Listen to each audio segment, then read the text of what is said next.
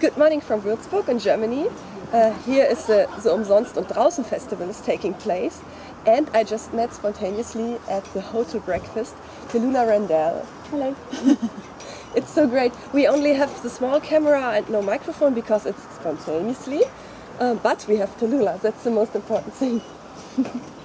So TALLULAH, I read a lot of reviews about you, and they all say that your music is fascinating, but it's hard to describe what it is because it's such a special mix. How would you describe it yourself?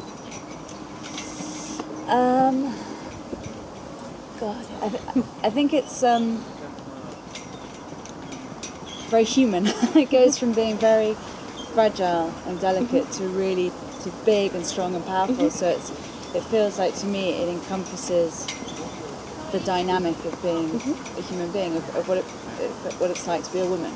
So it's kind of, it starts with this sort of very folky kind of feel to it, but then, I love rock and roll, and I love psychedelic rock and roll. I love kind of that whole spectrum. So I think the music really reflects that. Yeah, I think we could see that yesterday on stage.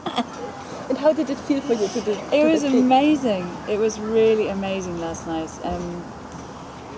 To play to an audience like that when you have no idea what to expect, and then suddenly there's 4,000 people, and you can really feel the audience warming to the show. To begin with, it's like they're kind of sussing it out, and then there was this point where suddenly I could feel really strongly that they were really, really enjoying it, and then by the end, having everyone singing along was, incredible. We found it really sort of spine tingling. It felt quite emotional for me, actually. It was the most amazing response I've ever had from an audience, and I was really not expecting it at all. So yeah, it was great. It was amazing.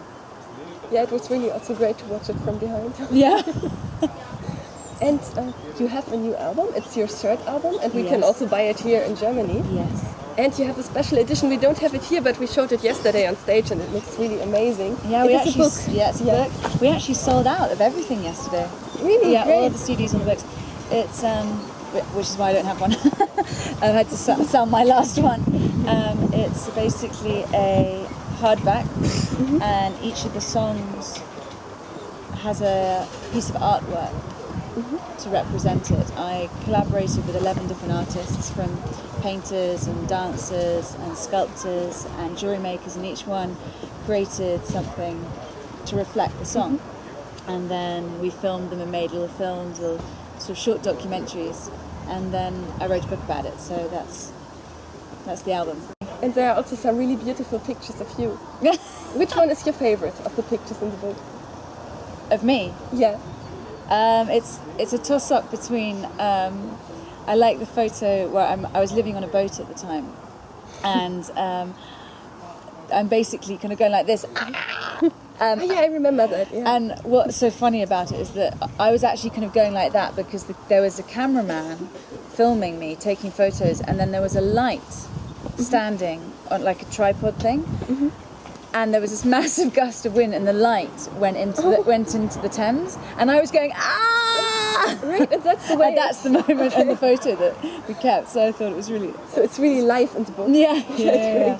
And I've heard that you did one of the first gigs of your career at the birthday party of Shirley Bassey. Yeah. How was actually, it wasn't the first gig of my career, but she actually came to my first ever gig. My first London gig when I was 18. She came, and it was in this tiny little pub in the middle of nowhere, and she is a very old friend of my mum, and so she came along just kind of out of support, and it was really funny actually because people thought she was a lookalike and were kind of really hassling her. There was a couple of people that were like, whoa, and it was like, no, well, that actually is her. And then many years later, she had her 70th birthday and asked me to come and sing, which was an amazing privilege, to sing, not only for her birthday, but in front of, there was about 500 people, all kind of very, very well known musicians. I mean, like Tom Jones was kind of in front of me as I was singing. It was really quite nerve-wracking, and it was great. It was an amazing experience, and she's a fantastic inspiration and performer, and I think it's brilliant that she's, still doing what she does. It's great. I mean, it's fantastic. You know, I can't imagine not doing. You know, I can't imagine not writing or not singing. It's not a sort of decision that you suddenly go one day, I'm going to be a writer, I'm going to be a performer. It's what you do. And so the thought of not doing it is completely alien. So I can totally understand why age 70, age 80, these performers are still kind of getting up on stage and doing it. It's because it's what you love and what makes sense to you. So that's also what you picture for your future? Yeah, we'll be like...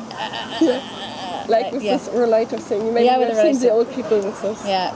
Yesterday when we were playing, Dan had a drum rider that just kind of got wheeled out into the middle of the stage, which he was really enjoying. So I think maybe we'll just have Dan on that.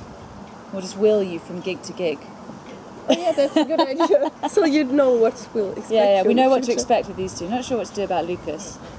Yeah. Yeah, thank you very much. You're very welcome. You're welcome. And yeah, all the best for Thank the you future. very much. Till Thank you're you. 80. Yeah, till I'm 80.